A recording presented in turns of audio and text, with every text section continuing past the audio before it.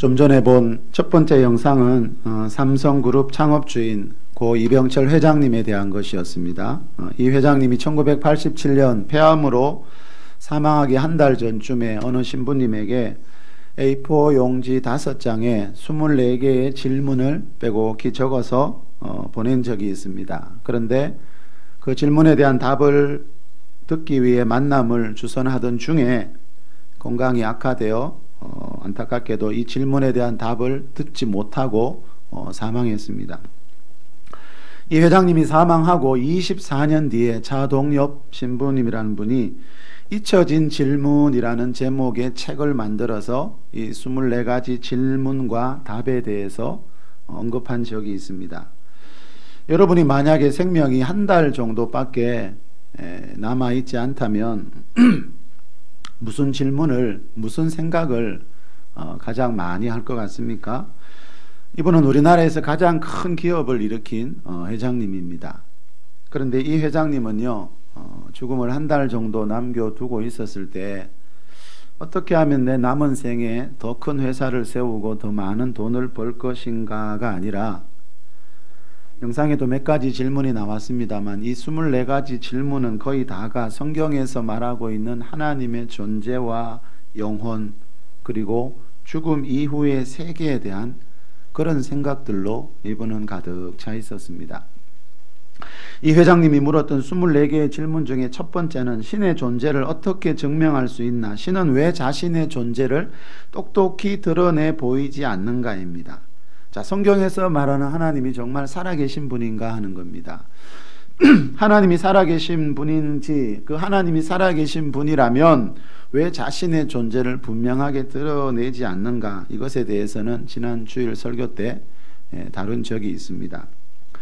이 회장님이 궁금해했던 14번째 질문이 오늘 설교의 주제인데, 영상에도 나왔지요. 사람이 죽은 후에 영혼은 죽지 않고 천국이나 지옥으로 간다는 것을 어떻게 믿을 수 있나 였습니다.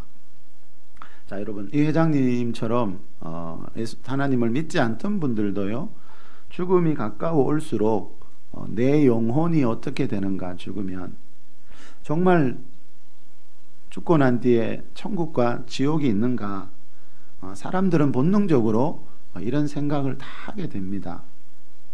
자, 천국과 지옥은 성경에서 말하는 가장 핵심 주제인데요. 자, 이 천국과 지옥을 믿느냐 믿지 않느냐에 따라서 물론 죽음 이후의 세계도 완전히 다르지만 특히 이 땅에서 다음 세상에 천국과 지옥이 있느냐 없느냐, 자, 이 둘 중에 무엇을 믿느냐에 따라서 그 사람의 인생 전체가 완전히 달라지게 되더라는 겁니다.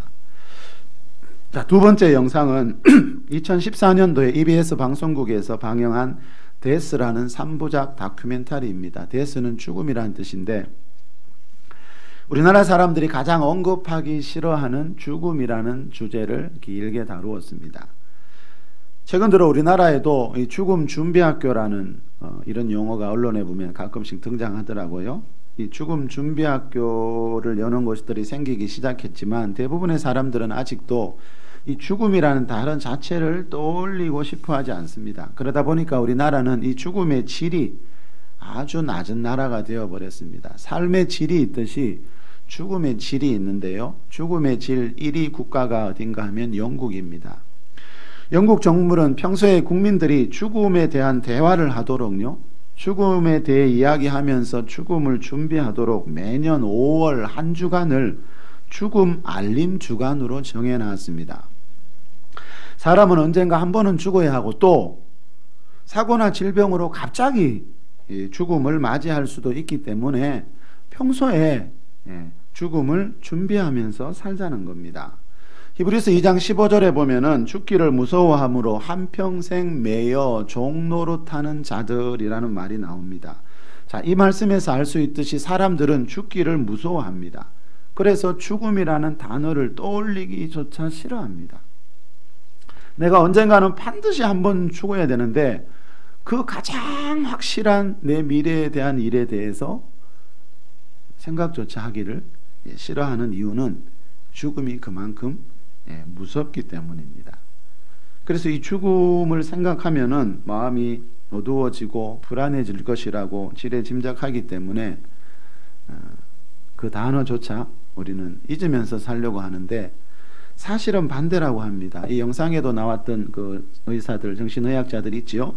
자, 저런 분들이 사람들을 대상으로 실험해 보니까요, 죽음에 대해서 자주 말할수록요, 죽음에 대한 두려움이 사라지고 삶의 질 또한 더 높아지더라라고 저분들이 그 실험 결과를 이야기하고 있습니다.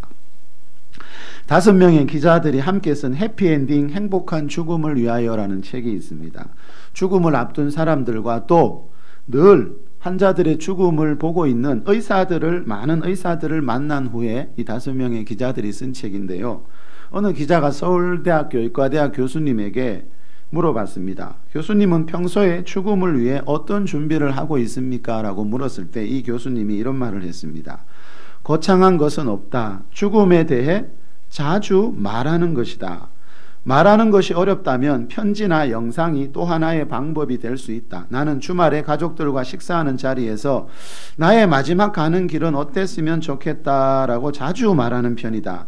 또 사전 의료 의향서도 작성해서 연명 치료는 받지 않겠다고 했다. 완화 치료를 통해 고통 없이 삶을 마무리했으면 좋겠다. 사진 찍는 것조차 익숙하지 않는 사람들이 있다. 이런 사람들이 죽음을 눈앞에 두고 영상을 촬영하자고 하면 당연히 안 할 것이다. 우리 사회가 그런 분위기를 만들어줘야 한다. 떠난 자가 남겨놓은 편지나 영상은 가족에게는 그리움을 조용히 삭힐 수 있는 소중한 산물이 된다.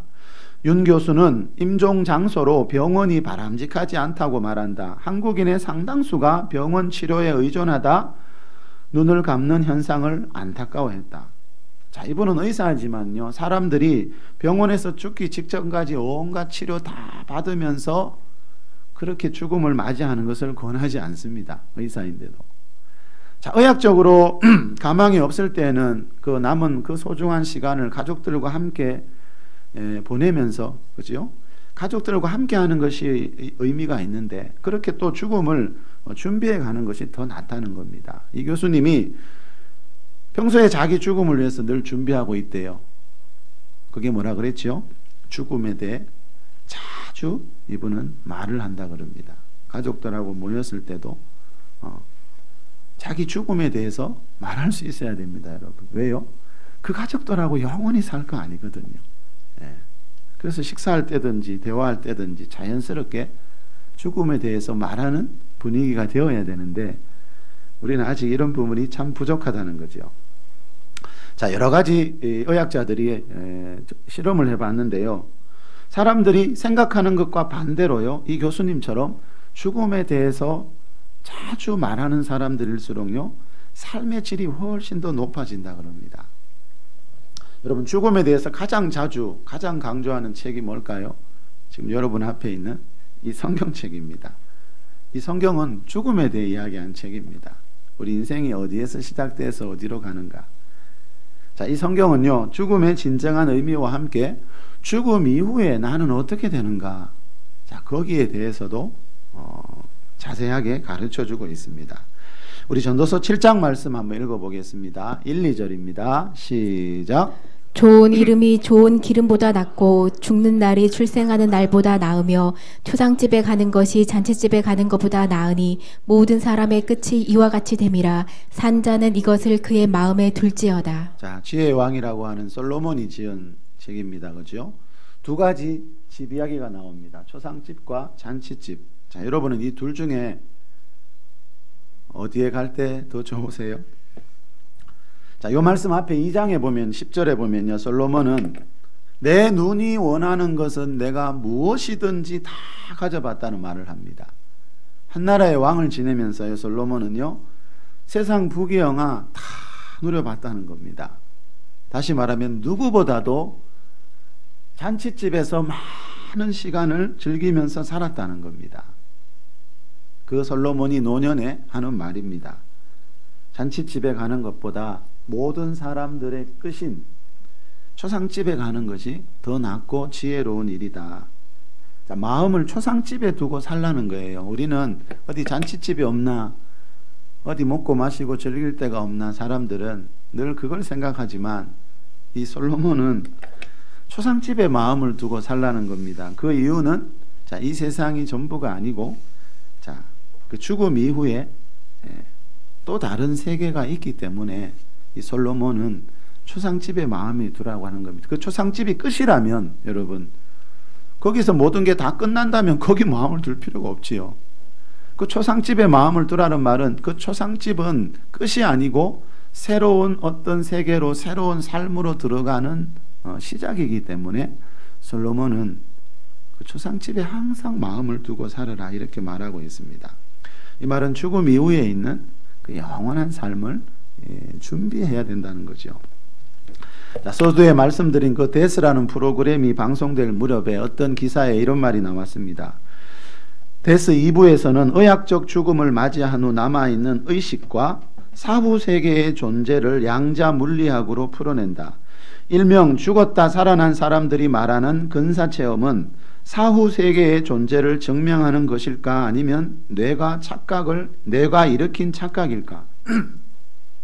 자, 근사체험이란 말이 나왔는데 흔히 임사체험이라 그럽니다. 의학적으로 사망 선고가 내려진 뒤에 다시 살아나는 것을 말하는데 성경에도 들어 나오지만 1982년에 갤럽이라는 그 여론조사 기관에서 조사해 보니까 미국 성인의 5% 정도가 이 임사체험을 경험했습니다. 그만큼 우리 주위에 이 임사체험을 경험한 사람들도 많이 있다라는 겁니다. 자, 우선 성경에 나오는 이야기를 봅시다. 누가복음 8장 52절에서 55절입니다. 시작. 모든 사람이 아이를 위하여 울며 통곡하매 예수께서 이르시되 울지 말라 죽은 것이 아니라 잔다 하시니 그들이 그 죽은 것을 아는 거로 비웃더라. 예수께서 아이의 손을 잡고 불러 이르시되 아이야 일어나라 하시니 그 영이 돌아와 아이가 곧 일어나거늘 예수께서 먹을 것을 주라 명하시니. 자, 55절에 보니까 그 영이 돌아와, 자, 그 영은 그 아이의 영혼을 말합니다. 그래서 쉬운 성경에 영혼이라고 번역되어 있습니다. 자, 그 아이의 영혼이 돌아왔다라는 말은 몸이 죽을 때, 이 아이의 몸이 죽을 때 그 아이의 몸에 있던 영혼이 이 아이의 몸을 떠났다는 겁니다. 그런데 예수님이 자, 기도하시니까 예수님이 손을 대니까 자, 그 아이의 몸에서 떠났던 영혼이 다시 돌아왔습니다. 자, 영혼이 다시 돌아오니까 이 아이가 살아났습니다. 자, 이 말은 우리는 지금 이 몸 때문에 이렇게 움직이는 것이 아니고요. 우리 몸 안에 영혼이 있기 때문에 그 영혼이라는 생명이 진짜 생명이라는 거죠. 예. 이 몸은 언젠가는 하나님이 흙으로 지었기 때문에 흙으로 돌아가야 되거든요. 근데 이 몸 안에 영혼은 흙에서 온 게 아니고 하나님으로부터, 하나님의 생기로부터 왔다 그래 창세기에 보니까요. 그래서 하나님으로부터 왔다는 말은 영원한 생명을 가진 하나님으로부터 영혼이 왔다는 말은 그 영원한 하나님처럼 영원히 산다는 뜻이거든요. 예. 자, 데살로니가 전서 5장 23절에 보면 사람은 영과 혼과 몸으로 되어 있습니다. 하나님이 사람을 창조하실 때 영과 혼과 몸으로 만들었습니다. 자, 혼이 뭐라 그랬죠? 우리 마음과 생각입니다. 그렇죠? 중요한 것은 내 몸 안에 내 혼만 있는 것이 아니고 영도 있다라는 겁니다. 자, 동물들이 그렇듯이 여러분 혼과 몸만 있어도 살아갈 수 있습니다. 그런데 하나님이 사람에게만 영을 주신 이유는요, 영이신 하나님과 교제하기 위해서라 그랬죠. 자, 그런데 최초의 사람 아담이요, 하나님과 교제하면서 살다가 하나님 말씀을 거역하고 죄를 짓는 순간에 무슨 일이 있다 그랬죠? 죄의 결과로 영이 죽게 됩니다. 창세기 2장 17절에 보면 하나님이 아담에게 선악과를 먹는 날에는 반드시 죽으리라 그랬어요. 먹는 날에는, 먹는 그 시간에 반드시 죽게 된다 그랬어요. 근데 아담이 선악과 먹고 난 뒤에도 수백 년 자녀 놓으면서 오래 더 살았거든요. 자, 이 말은 선악과를 먹은 그 불순종의 죄로 인해 몸에 죽음이 찾아오기는 했지만 몸이 당장 그날에 죽은 것이 아니고 그날에 죽은 것은 아담의 영이라는 거죠. 자, 선악과 먹는 그날 그 순간에 죽은 것은 여러분 아담의 영이었습니다. 조영기 목사님이 보혈의 신비라는 책에서 이런 말을 합니다. 원래 우리 인간들은 영이 혼을 소유하고 육체 속에 살고 있는 존재요, 하나님의 형상과 모양대로 지음받은 위대한 존재입니다. 인간은 영적인 존재이기에 하나님을 아버지로 섬기고 영혼의 세계를 가슴에 담고 영혼을 사모하는 마음을 가지고 있습니다. 그런데 아담과 하와가 타락함으로 인하여 인간의 영은 죽고 말았습니다. 영이 죽었다는 것은 하나님과의 교제가 끊어졌다는 뜻입니다. 그래서 성경에는 대표적으로 에베소서 2장 1절 말씀처럼 그는 허물과 죄로 죽었던 너희를 살리셨도다라는 말씀처럼 예수님 믿기 이전의 사람들은 영이 죽어 있다라는 표현의 말씀들이 나오는 겁니다.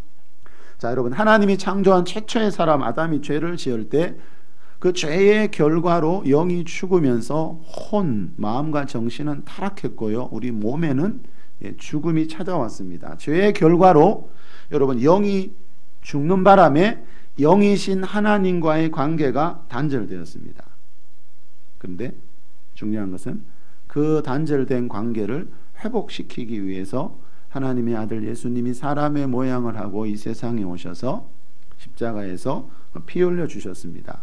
자, 우리 죄를 위해 십자가에서 피 흘리신 이 예수님을 하나님의 아들로 믿고 영접할 때 무슨 일이 있죠? 자, 죄로 인해 영이 죽었다 그랬죠? 예수님이 십자가에서 우리 죄의 문제를 해결해 주셨다는 말은 그 죄로 인해 죽은 영혼들이 다시 살아나게 되었다라는 뜻입니다. 이것을 보고 바울은 고린도후서 5장 17절에서 새로운 피조물, 새 것이 되었다 이렇게 말하는 겁니다. 그런데 여러분, 새로운 피조물이 되었다고 해서 몸이 죽지 않는 건 아닙니다. 그죠? 히브리서 9장 27절 말씀처럼 한 번 죽는 것은 정해진 것이기 때문에 한 번 죽는 것은 정해진 것이요, 그 후에는 심판이 있다 그랬습니다. 자, 하나님 나라의 법은 우리나라의 법이 있듯이 하나님 나라의 법이 있는데 죄의 삭은 사망이요 그랬죠. 자, 죄의 결과로 누구나 한 번은 죽어야 하고요, 그 뒤에는 천국과 지옥이라는 심판을 받아야 합니다. 자, 중요한 것은 내 몸이 죽을 때, 그죠? 자, 내 몸 안에 있던 영혼이 몸 밖으로 이동하게 된다는 겁니다. 들어주세요. 자, 우리는 최초의 사람인 아담에게 죄로 인해 죽을 수밖에 없는 몸을 물려받았습니다. 그래서 반드시 한 번은 죽어야 하지만 내 몸 안에 있는 영혼은 영원한 생명을 가지신 영원하신 하나님으로부터 왔기 때문에 내 몸은 죽어도 하나님으로부터 온 그 영혼은 어딘가에서 영원히 살아있게 된다는 겁니다. 그런데 사람의 영혼이 영원히 산다는 것보다 더 중요한 게 뭐지요? 뭘까요, 여러분? 내 영혼이 영원히 살아있을 수 있다는 것보다 더 중요한 게 있다는가요? 그 영혼이, 내 영혼이 어디에서 영원히 살게 되는가 하는 것입니다. 자, 그 장소가 바로 오늘 본문에서 말하는 아브라함의 품인 낙원과 음부입니다. 물론 이 낙원과 음부는 예수님 재림하기 전까지의 일이라 그랬죠. 그죠? 더 정확하게 말하면 계시록 20장 11절 이하에 나오는 흰보자 심판이 있기 전까지, 자, 죽은 사람들의 영혼이 가는 곳이 바로 오늘 본문에서 말하는 아브라함의 품인 낙원 아니면 음부입니다. 자, 오늘 본문 우리 22절로 들어가 봅시다. 자, 우리 21절 2절 같이 읽어봅시다. 시작. 그 부자의 상에서 떨어지는 것으로 배불리려 하매 심지어 개들이 와서 그 헌대를 핥더라. 이에 그 거지가 죽어 천사들에게 받들려 아브라함의 품에 들어가고 부자도 죽어 장사되매. 자, 두 사람의 죽음 이야기를 합니다. 예수님이, 그지요? 자, 거지도 죽고 부자도 죽었습니다. 근데 죽음에 대한 표현이 아주 다릅니다. 그지요? 자, 거지는 죽어 천사들에게 받들려 아브라함의 품에 들어가고, 자, 이것이 거지의 죽음에 대한 설명인데, 이 부자에 대한 죽음의 설명은 뭡니까? 부자는 죽어 장사되고. 자, 여러분, 똑같은 죽음 같지만요, 하나님이 보실 때, 예수님이 보실 때 그 사람의 죽음의 의미가 다릅니다. 자, 그 거지가 죽어 천사들에게 받들려 아브라함의 품에 들어가고, 자, 거지 나사로가 죽은 뒤에 천사들에게 받들려 갔다는 말은요, 거지가 죽을 때 무슨 일이 있었다 그랬죠? 아까 그 아이가 죽을 때 몸에서 영혼이 분리되어 나왔지요. 자, 거지가 죽을 때 몸에서 분리되어 나온 영혼을 천사들이 데리고 자, 아브라함의 품으로 인도했다는 겁니다. 그죠? 자, 영혼은 여러분 하나님으로부터 온 이 영혼이라는 생명은 이 죽은 몸 안에는 살지 않는다는 겁니다. 자, 그래서 내 몸이 죽을 때 내 몸 안에 있던 영혼이 밖으로 나오게 됩니다. 자, 몸 밖으로 나온 그 영혼은 이제 어떻게 됩니까? 이 거지처럼 아브라함의 품에 들어가는 영혼이 있고 이 부자처럼 음부에, 자, 음부라는 말이 그 아래에 나오죠. 23절에 나오죠. 음부에 들어가는 영혼이 있습니다. 그런데 이 아브라함의 품을, 자, 여러분 누가복음 그 23장에 보면 예수님이 십자가에 죽으실 때 그때 보면은 이 아브라함의 품을 다른 말로 예수님이 낙원으로 표현하고 계십니다. 자, 우리 그곳으로 한번 가볼까요? 누가복음 23장 42절에서 46절 예수님이 십자가에 달리셨을 때 일입니다. 시작. 이르되 예수여 당신의 나라에 임하실 때에 나를 기억하소서 하니 예수께서 이르시되 내가 진실로 내게 이르노니 오늘 내가 나와 함께 낙원에 있으리라 하시니라. 때가 제6시쯤 되어 해가 빛을 잇고 온 땅에 어둠이 임하여 제9시까지 계속하며 성소의 휘장이 한가운데가 찢어지더라. 예수께서 큰 소리로 불러 이르시되 아버지 내 영혼을 아버지 손에 부탁하나이다 하고 이 말씀을 하신 후 숨지시니라. 이 말씀을 하신 후 숨지시니라. 이 말은 사복음서에 보면 예수님이 십자가 6시간 달려 있을 때 7마디 말씀을 하셨는데 가장 마지막에 하신 말씀이 요거라는 겁니다. 아버지 내 영혼을 아버지 손에 부탁하나이다. 자, 이 말은 거지 나사로처럼 죽어서 몸이 무덤에 묻힐 때 영혼이 분리되어 나오는데 그 영혼을 아버지 하나님께서 받아달라는 겁니다. 그죠? 자, 이 말씀 하시기 전에 43절에 보면 예수님이 옆에 못 박혀 있던 강도에게 뭐라 그러지요? 43절 같이 읽어봅시다. 시작. 예수께서 이르시되 내가 진실로 내게 이르노니 오늘 내가 나와 함께 낙원에 있으리라 하시니라. 자, 이 말은 아버지께서 내 영혼을 받으시는 곳이 어디라는 겁니까? 이 낙원이라는 뜻이요. 자, 이 낙원을 오늘 본문에서는 아브라함의 품이라고 이렇게 소개하고 있어요. 왜 그렇지요? 자, 아브라함이 누굽니까, 여러분? 믿음의 조상이죠, 그죠? 자, 예수님 믿는 사람들은, 자, 우리 구약에 보면 여러분, 그 모세나 아론 같은 사람을 죽음을 표현할 때 열조에게로 돌아갔다 이렇게 표현해요. 그 광야교회 대다수는 광야에서 멸망을 받았다 이렇게 표현하죠. 자, 여러분 그 죽음에 대한 표현을 잘 보셔야 됩니다. 예. 자, 여러분 예수님 믿는 사람들은요, 믿음의 조상이 있는 그 아브라함이 있는 곳으로 죽으면 가기 때문에 이 낙원을 아브라함의 품이라고 예수님이 이렇게 성경에 이렇게 표현하고 있는 겁니다. 우리는 흔히 지금 죽으면 천국 아니면 지옥 간다 이렇게 말하지요. 그 말이 어떻게 보면 맞을 수도 있습니다. 그렇지만 정확하게 말하면 천국과 지옥은 계시록 19장에 예수님이 재림하시고 20장에 새하늘 새 땅 천년왕국이 끝난 뒤에 마귀가 불못에 들어가고 흰보자 심판을 거쳐야 들어가는 곳이 성경에서 말하는 천국과 지옥입니다.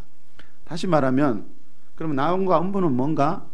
천국과 지옥에 들어가기 전에, 즉 예수님의 재림이 있을 때까지, 그죠? 그 사람들의 영혼이 잠시 머무는 곳이 이 낙원, 성경에서 말하는 이 낙원과 음부입니다. 자, 예수님 재림하신 뒤에, 자, 여러분 그 흰보자 심판 때 낙원에 있던 영혼들, 자, 그 흰보자 심판에서 말하는 게 그거지요. 그 낙원에 있던 영혼들은 죽은 몸이 부활해서 예수님처럼 부활체를 입어서 계시록 21장 22장에서 말하는 새하늘 새 땅 천국으로 들어가게 되고요.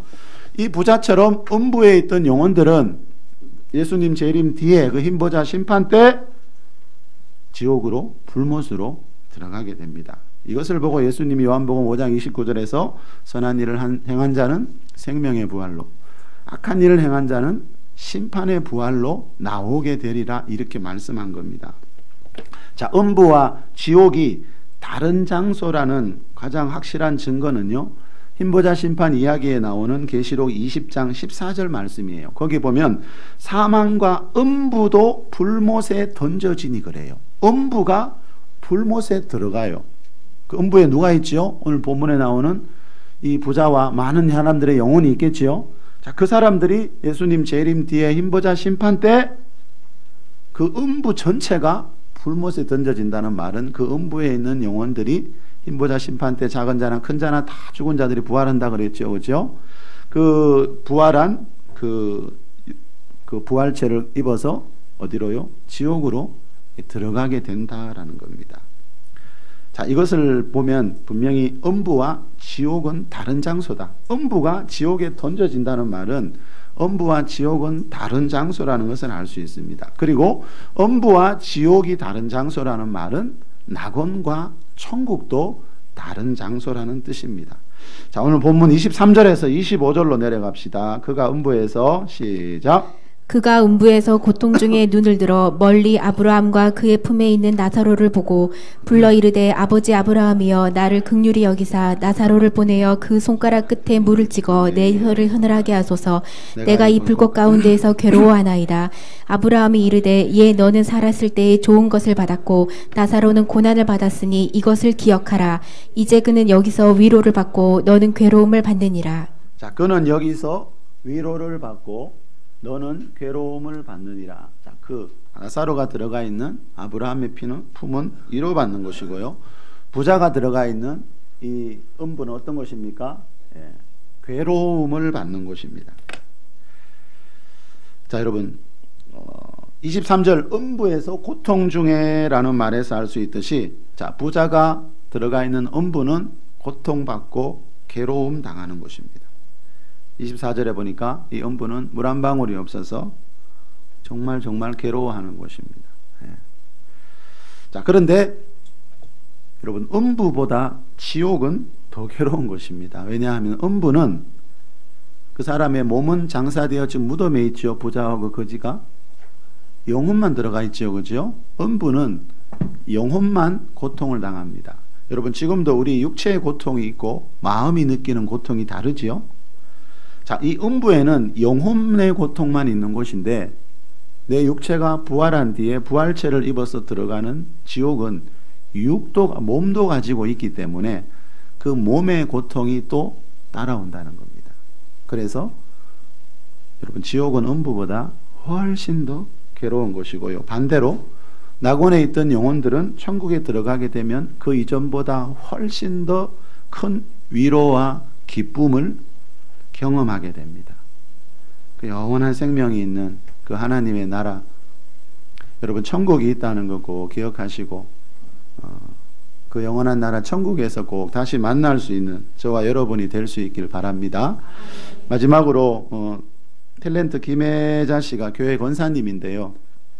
2011년도에 사회봉사 부분에서 세종문화상을 받을 때 이런 말을 했습니다.